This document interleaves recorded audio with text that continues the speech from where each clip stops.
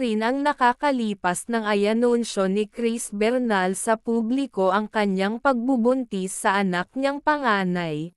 Nag-viral din ang ilan sa mga TikTok ni Chris Bernal kung saan makikita ang onti-onting paglaki ng kanyang tiyan. Marami ang abang na abang at talaga namang hindi makapaniwala. Dahil parang kailan lamang nang magsimula si Chris Bernal sa industriya ng pag-aartista ngayon ay isa na siyang ganap na mommy ng kanyang magiging anak.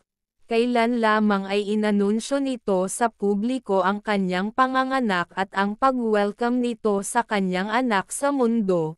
Marami ang nakakaantig na comment ang natanggap ni Chris Bernal mula sa mga netizens at hindi rin naman maipagkakaila na tunay ngang minana ng anak ni Chris Bernal ang ganda na mayroon siya.